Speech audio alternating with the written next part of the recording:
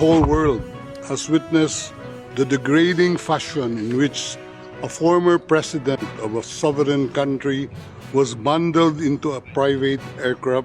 To the less legally inclined, it was a pure and simple kidnapping. Ito nakikita ko, lose-lose situation to para kay Bongbong Marcos. Ito lang ang malinaw. Ito lang ang malinaw. Mas lalo nyo lang ipinakita sa buong mundo kung gaano kamahal ng bawat Pilipino, labas man o sa loob ng Pilipinas, itong si Tatay Digong. Ang akala kasi nila Bongbong sa kanila Romualdez, pag pinadala nila si Tatay Digong sa ICC, akala kasi nila victor yun para sa kanila. Di ba? Ang hindi nila alam, bangungot yun para sa kanila.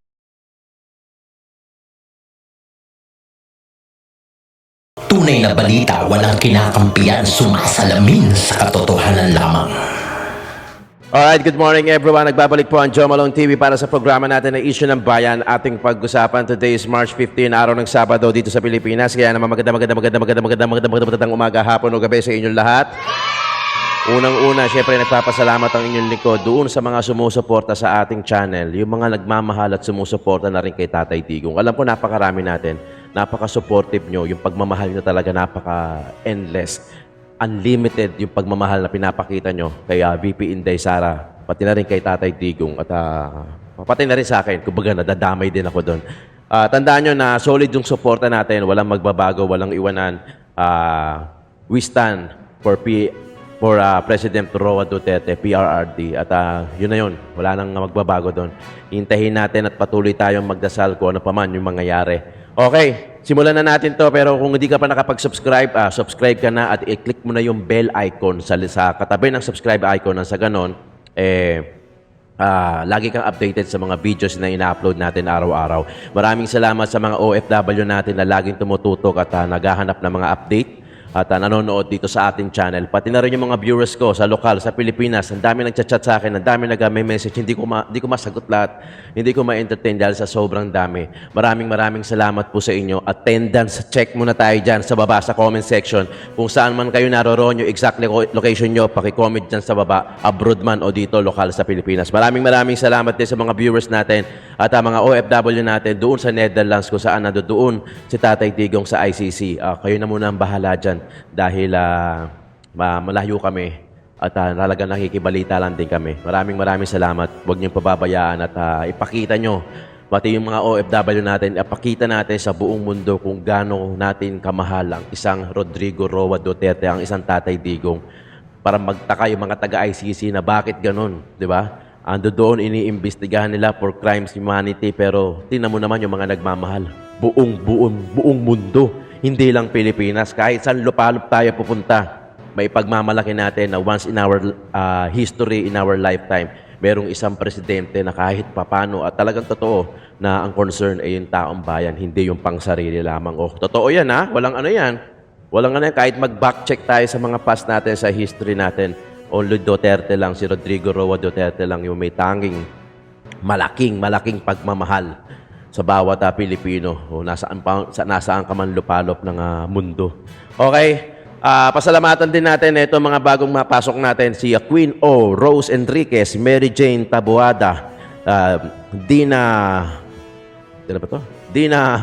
Mejos, Bongo, Lorna, Danny Ubaldo, Lito Javier, Manik Sangco, Franklin Porog, JU Production. Maraming salamat sa inyo sa suportang ibinibigay nyo dito sa ating channel.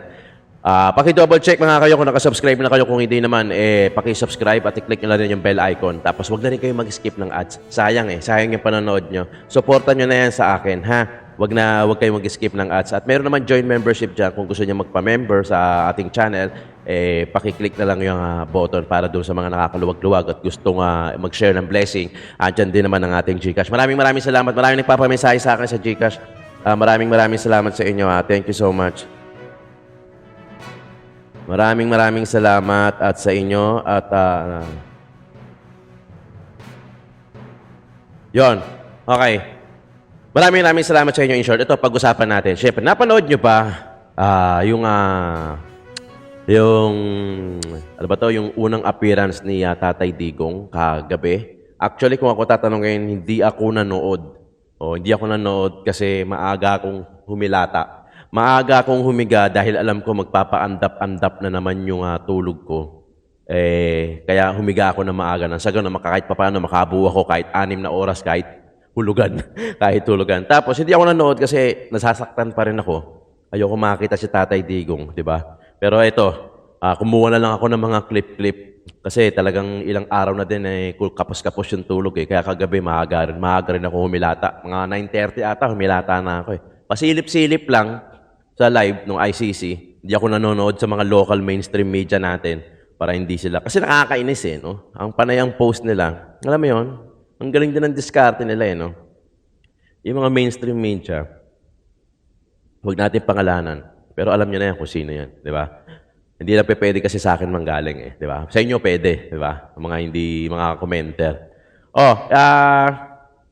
Kung ano kasi mga pinopost nila, di ba? Ang inuungkat nila, yung mga dati pa, yung mga biktima, di ba? Napaka-ironic, no? Napaka-ironic, di ba?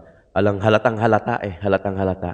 Anyway, panoorin muna natin to galing sa SMNI, tapos meron akong sasabihin sa inyo magandang teorya ko kung bakit nasabi ko kung bakit masasabi natin na lose-lose situation ito para kay Bongbong Marcos. Talagang dito pa lang, dito sumablay siya. Talaga, sumablay siya. Kasi mas lalo lang. Mamaya, panoorin muna natin ito. SMNI. Pinaliwanag ng isang international relations scholar kung paano nagkatugma ang interes ng International Criminal Court at Administrasyong Marcos Jr. laban sa pamilya Duterte. Narito ang balita ni MJ Mondihar. Ako, nakita ko kasi dito, nagkatugma yung pangangailangan ng ICC at pangangailangan ni Marcos. Their stars aligned. Ito ang assessment ng international relations scholar na si Sas Rogando Sasot sa naging papel ng ICC at ng Administrasyong Marcos Jr. sa pagkakaaresto kay dating Pangulong Rodrigo Duterte. Hawak ngayon ng International Criminal Court si Duterte matapos siyang ihatid ng Office of the President papuntang Netherlands. Pero hindi lang siya ang may standing warrant of arrest mula sa ICC. Noong November 21, 2024, ipinaaresto ng ICC si Israeli Prime Minister Benjamin Netanyahu dahil sa umunoy war crimes at crimes against humanity sa digmaan ng Israel at ng Hamas. Noong March 17, 2023, inilabas naman ang warrant of arrest para kay Russian President Vladimir Putin, kaugnay ng giyera nito kontra Ukraine. Gayunpaman, nananatiling limitado ang kapangyarihan ng ICC laban sa Israel at Russia. The ICC is now facing a crisis of legitimacy. Hindi ba? Ang dami na nilang high profile na hindi magawa. At they're still facing a challenge from the United States. So they would like, tapos yung ICC prosecutor facing a sexual harassment case. So this is a perfect opportunity to them, for them to have a semblance of legitimacy. And the Marcos administration wants to get rid of Digong. Yes. So their stars aligned. Hindi ba? In perfect unison. Ayon kay Sasot, ipinakita ng pag-aresto kay Duterte ang kahinaan ng ICC. Anya, ang pagkakadetene ng dating Pangulo doon ay bunga ng maruming politika sa Pilipinas at hindi ng aktual na kapangyarihan ng ICC. Dahil dito, posible umunong tutukan ito ng ASEAN leaders, lalo't iginagalang si Duterte sa Asia. Alam naman natin, Duterte's greatest weapon is his mouth. Yes, exactly. The moment that the old man opens his mouth, the whole world will be listening. Remember, Digong is only unpopular in Western countries. Iilan lang yung population na yan. Ilan lang yan? Wala pa atang 500 million. But in non-Western countries, Duterte is very popular. Yes. In Africa, in other Asian countries. They will be watching this and they know that this is a massive injustice. So, this might spell the end of the ICC. Especially yung Article 59, Pag binend nila yung Article 59, tapos sila dyan. Tapos sila dyan. It's the end. Yes. Pwede pala yun na i-disregard yung arrest proceedings ng ICC. Ang Rule 59 ng International Criminal Court ay nagtatakda ng mahalagang karapatan para sa isang inaarestong individual sa ilalim ng Rome Statute. Isa sa pangunahing probisyon nito ay ang pagtiyak na bago dalhin sa ICC, ang isang inaresto ay dapat munang dumaan sa legal na proseso sa kanyang sariling bansa. Kasama rin dito ang karapatang humiling ng pansamantalang kalayaan habang inaayos ang kanyang pagsuko. Isang pagkakataong na ayon kay Sasot ay hindi naibigay kay dating Pangulong Duterte. Okay, ganito. Nung March 11, magulo eh. Totoo lang, lahat na bigla. Lahat magulo. Walang masyadong paliwanag. Yung mga pangyayari, ang bilis, walang masyadong paliwanag. Yung mga requirements, yung mga documents, kung wala pa, hindi pa kung saan ang gagaling, di ba? Lahat nataranta in short. Pero ngayon, habang lumilipas yung oras, yung araw, yung panahon, mas naiintindihan natin. Di ba? Mas naiintindihan natin dahil marami yung nagko-contribute na mga ways para maintindihan natin. Tayong mga observer, tayong mga nanonood, tayong mga hindi expert sa politics. Di ba? Totoo naman eh, di ba? Kahit ako, naguguluhan pa din eh. Pero kahit pa paano, lumilinaw na. Kasi ang dami. Kanya dalawang panig kasi, di ba? Dalawang panig kasi yung nagbabangayan, bla bla bla bla. So tayo, nasa gitna, observer. Di ba? Parang ang gulo. Pero at least, ngayon, lumilinaw na. At marami na ako nakikita mga teorya din talaga na naglalabasan. At kukwento ko sa inyo. Panoorin muna natin. Ito nga, kung gaano lumabas yung galing ni Bedeldia dito sa ICC. Kagabi to hindi ako nanood kasi ayoko makita si tatay, hindi ko nasasaktan ako. Pero, saka maaga rin ako natulog dahil alam ko, andap yung tulog ko. At saka, ang tagal din magsimula nung nung ICC, sabi, alas 9 daw ng gabi sa Pilipinas local time. Parang alas 10 na, parang wala pa. Kasi minsan sumisilip ako, alas 10, wala pa eh. Kaya parang sabi ko, ano ba to? Filipino time din pala itong mga to. Di ba? Panoorin mo na natin to, si Bedeldia. Ago, the whole world has witnessed the degrading fashion in which a former president of a sovereign country was bundled into a private aircraft and summarily transported to The Hague. To us lawyers, this would be called an extrajudicial rendition. To the less legally inclined, it was a pure and simple kidnapping. My client was denied all access to Yan. legal recourse in the country of his citizenship, and this all in the nature of political score settling. Two troubled entities struck an unlikely alliance, an incumbent president who wished to neutralize and choke the legacy of my client and his daughter on the other hand, and a troubled legal institution subject to delegitimization and desperate for a price cuts and a legal show today on the other hand. With this in mind, it is not surprising that my client was abducted from his country. Yes. ICC private jets do not drop out of the thin air. That jet which received my client was coordinated in advance. The UAE is not a state party to the ICC and has no obligation Galing ni to Bedeldia dito. cooperate with the court. Yet my client sat in transit in that country for more than 5 hours. I invite the registry's representative to present today in court to explain to the judges exactly how they believe this transfer was anything other than a gross abuse of process. Given the precipitous arrival of my client, an elderly man with debilitating medical issues, hard of hearing and poor of sight, he was taken to a hospital for observation. Oh, ito. Lumabas ang galing ni Bedeldia doon. Parang ano yan parang opening statement niya ata yun, kung di ako nagkakamali. Simulan natin sa ganito. Simulan natin sa ganitong ang kine-question kasi nila talaga due process eh. Due process. Kasi ang bilis eh.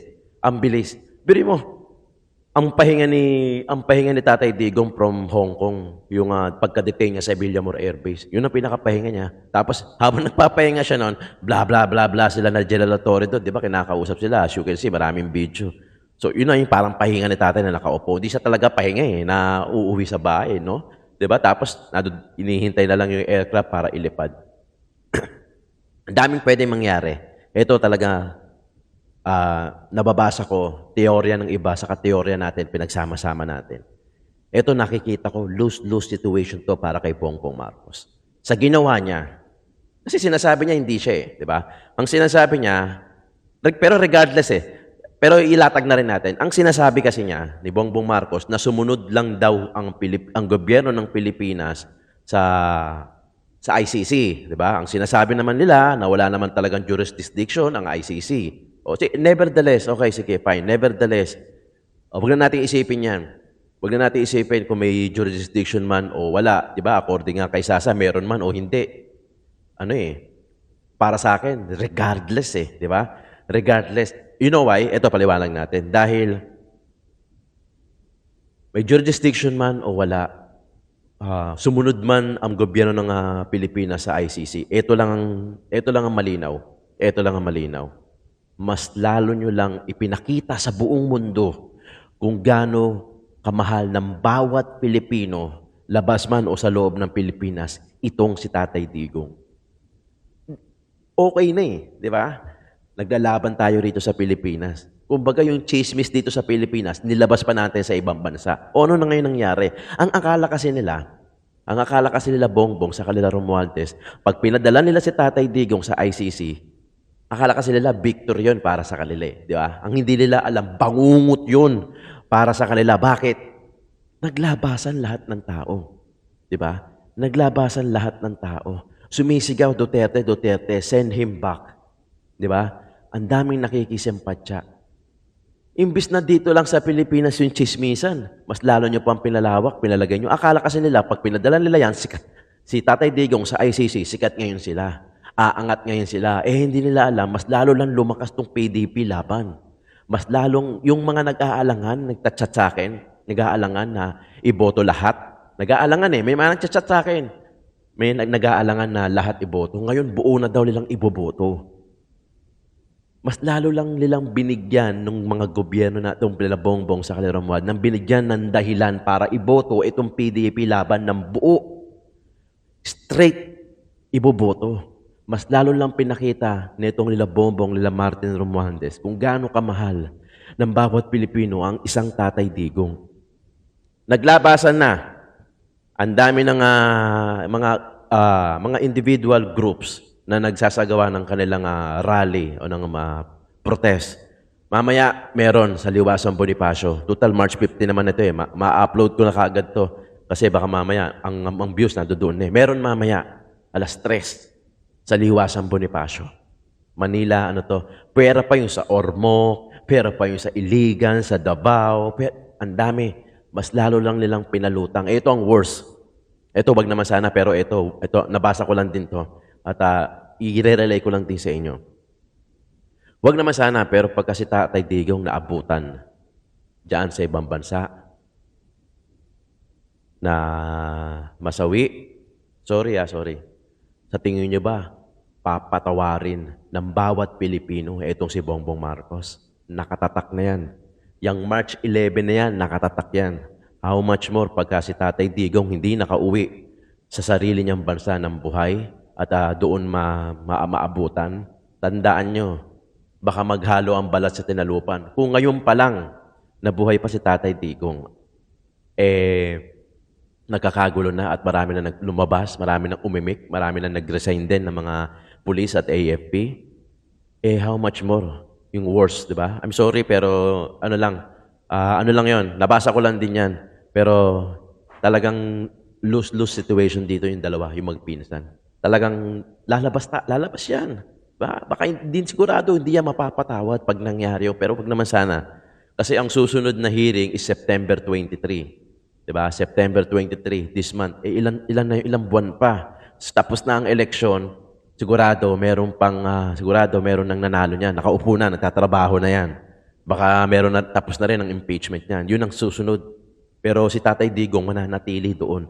Siyempre, sa kampo nila BP Sara, nila Harry Roque, yung mga abogado niya doon, shoutout sa inyo lahat sa effort niyo. Siyempre, gagawa ng paraan yan para maiuwi si Tatay Digong na mas maga. Tinitingnan lang natin yung mga posibilidad, di ba? Gumagawa din ng paraan yan para maiuwi si Tatay Digong. At the same logic, gumagawa din naman tayo dahil sa mga rally-rally, yung mga pagtitipon ng paraan para mauwi si Tatay Digong. Kaya nga ang laki ng partisipasyon ng mga OFW kasi diyan mapapatunayan kung gaano kamahal ng mga bawat OFW, ng mga bawat Pinoy nagkalat man sa buong mundo kung gaano nila kamahal si Tatay Digong. Ano to? Group efforts to. Group efforts to. Hindi lang sa akin, hindi lang sa amin mga political vlogger, hindi lang sa amin mga DDS vlogger, pati na rin sa mga nagmamahal, yung mga OFW, abroad man o lokal. Lahat yan, group efforts. Pati na yung mga ginagawa nila Bibisar. Ang galing no? Ang galing. Biro mo, hindi hiningi ni Tatay Digong na suportahan siya. Hindi. Matik.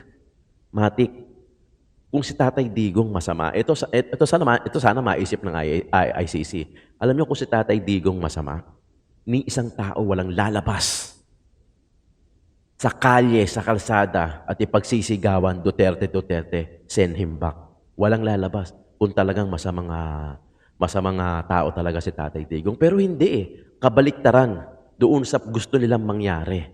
Doon sa plano nila. Akala nila, mapupunta sa kanila yung victory, mapupunta sa kanila yung simpatsya, makakalamang sila, mabibitbit nila yung mga senatorial aspirant nila, pero nangyari hindi. Mas lalong umingay ang Duterte. Tutuusin, dapat nga, di ba? Hindi, ayokong pasalamatan. Hindi, ayoko. Di ba? Kung tutuusin, ay hindi, talagang lumakas pa. Pati ito, PDP laban. Di ba? Mas nakita ng taong bayan kung gaano sila kasama. Diba? Sinuko nila ang isang tao kahit hindi presidente. Kahit hindi presidente. Isinuko mo ang isang tao, wala kang ginawa para kunin ng isang foreign country. 'Di ba? Kung tayo nga 'di ba? Gumagawa ang paraan ng gobyerno natin, especially Tatay Digong, yung mga nababalik, yung mga bibitayan na sa ibang bansa. O 'di ba? Alam niyo 'yan. Lalo na yung mga OFW na naipauwi niya. Napakiusapan niya yung mga presidente na wag ituloy ang bitay. Di ba? Kaya imposibleng sumusunod. Sasabihin niya, sumusunod. Walang power. Di ba? May power ang presidente ka Di ba? Makikiusap ka kung kaya mo makiusap para sa isang tao. Correct? Correct me if I'm wrong. Di ba? Even Tatay Digong ginawa yan. I think, alam ko, nabalitaan ko ginawa niya yan. Makikipag-usap yan. Di ba? Makikipag-usap yan, makikiusap yan. Kasi dapat ang concern mo sa taong bayan. Sa mga pulis naman, to protect and to serve. Di ba? Kung hinihingan ka, kung mali, kung alam mo bilang tao, nakapag-aral na naman kayo siguro, na mali yung ginagawa niyo, bakit mo susundin? Di ba? Manindigan ka. Para sa ano? Para sa sahod mo, pera mo, pamilya mo. Di ba kayang gumawa ng paraan para magkapera? Pilipino tayo, remember. Ang daming ways madiskarte ang Pilipino na kaya nating kumita. Tapos mawawalan ka ng trabaho dahil babaliin yung paninindigan mo, di ba? Ano, pag uwi mo sa pamilya mo, anong mukha ang ipapakita mo? Uy, tumalikod ako. Hinayaan kong maaresto yung presidente natin, tumulong ako. Di ba? Yung former president natin, hinayaan namin na makuha. Hindi kami umimik, hindi kami tumalikod. Di ba? Kasi sayang yung sahod. Di ba? Ano yun paninindigan yun. Maaring hindi ko alam yung trabaho nyo bilang kapulisan dahil hindi naman ako pulis. Pero bilang tao, alam natin yun. Kasi tayo pare-parehas. Maaring hindi tayo pulis pare-parehas. That's why we don't truly understand the job description of each and everyone. Pero yung bilang tao, lahat tayo, pantay yan. Lahat tayo, naiintindihan natin yan. Di ba? It's either na talikulan mo yung prinsipyo mo o manindigan ka sa dignidad mo. Ganun lang yun Di ba? Ganun lang yun. Pero, andiyan na Di ba? Ito na yung ginagawa natin. Andiyan na, ito na yung ginagawa natin. Panoorin mo naman natin to baka mamaya maubos yung salita natin. Ito yung, para kasing dalawang araw pa, according kay Harry Roque, nakapunta na si VP Sara sa Netherlands. Siya nauna sa Netherlands, siya nauna. Pero parang 2 araw pa bago makita ni VP Sara yung kanyang tatay. At sinabi nga ni Tatay Digong na sabihin mo sa atin, sa mga Pilipino, na huwag kayong mag-alala na okay lang daw siya at darating yung panahon na kumbaga yung reckoning, yung singilan. Ganun ang sinabi ni Tatay Digong kay BP Sara. So magkakasabay sila BP Sara, Attorney Harry Roque, pati na rin si Robin Padilla, na binalita natin kahapon na nakita si Tatay Digong para bumisita. So ito naman yung panayam ng mga, ewan ko kung mga reporter to o mga vlogger din kay BP Inday Sara. Ini-comment po doon sa plano ng mga otoridad na i-raid po yung tahanan ng mga Duterte sa Davao City. Ito ba ay makonsider nyo na part of para pabagsakin ng mga Duterte family? Yes, I heard about that. The search warrant applied for all the houses, all our houses, of all the members of the family. And I mentioned to my siblings that you don't have control over this anymore. So I just told them that just secure your valuables and then just allow them to do the search. And then we expect that there will be planted evidence inside the houses. So I told them that we'll just have to face that as well, because that is the template that they did with former Congressman Arnie Teves. It's exactly the same template. So I told them that it's pointless. It's pointless to fight. So just allow it to happen. It doesn't mean that that search is illegal. But then I told them that no one should be hurt. No one should resist. Just allow them to do whatever that is illegal. Ma'am, ini-comment po doon sa sinabi ni PCO Yusek Castro na walang kidnapping na nangyari sa lahat po ay may papeles tungkol po sa pag-aresto kay PRRD. Well, it was really kidnapping. You see the comments all around the world from experts. Yes.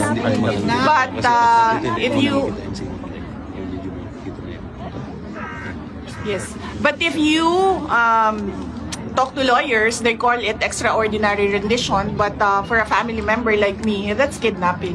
That's forcibly taking my father to another country and illegally arresting him. So that's clearly kidnapping.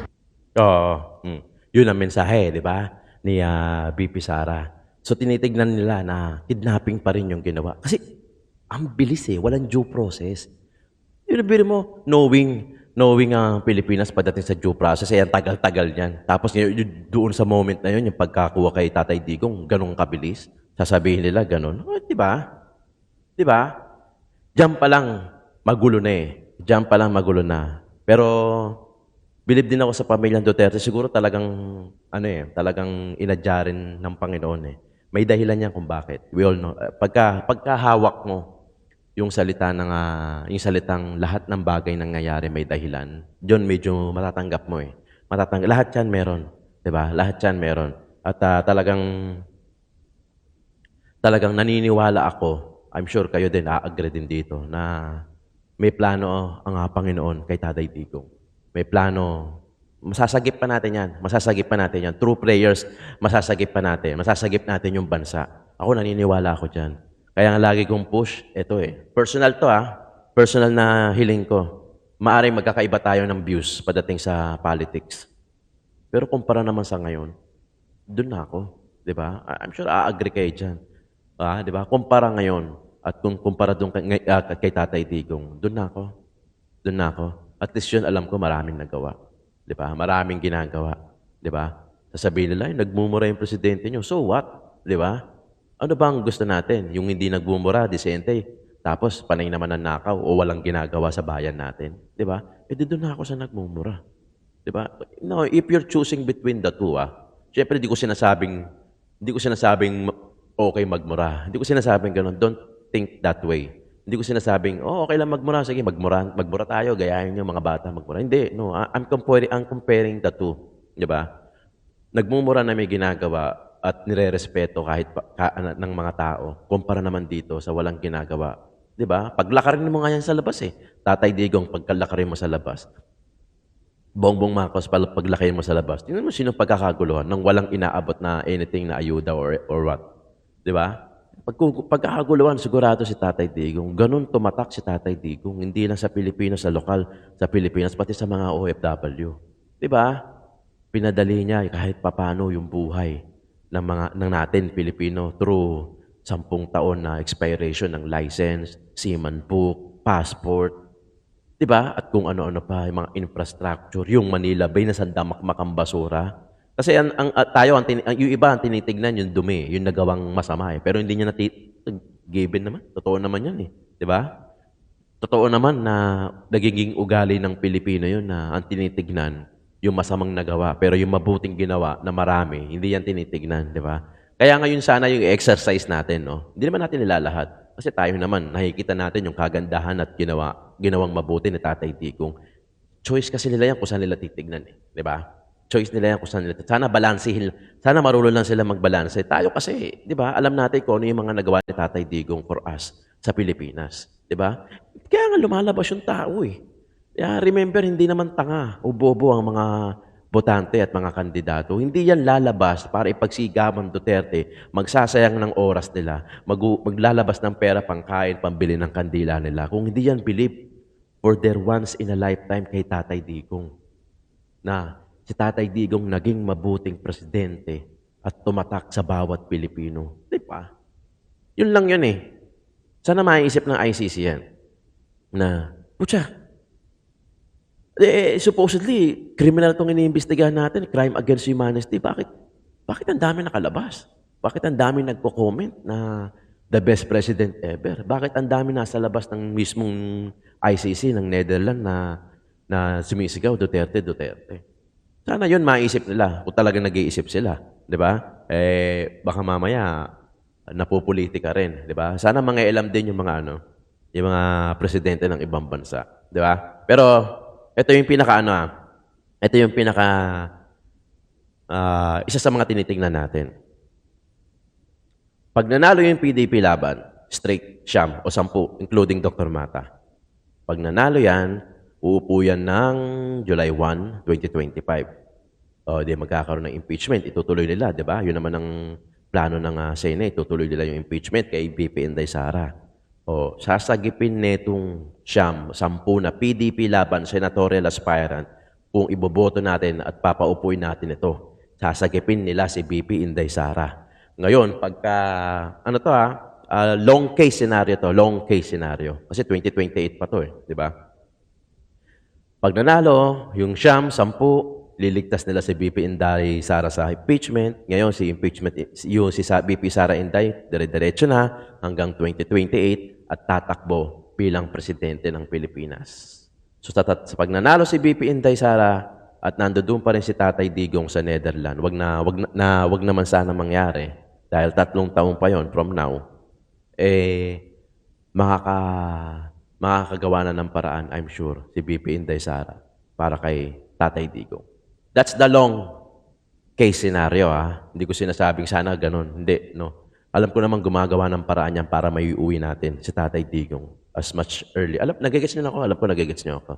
As early as possible. Di ba? Yun. Okay mga kayon. Abangan nyo ang ating susunod na upload. Maraming salamat sa pagtutok. Sana hindi kayo nag-skip ng ads para support, makakuha ng maayos-ayos na sahod dito sa YouTube. Issue ng bayan, ating pag-usapan. Joe Malone TV.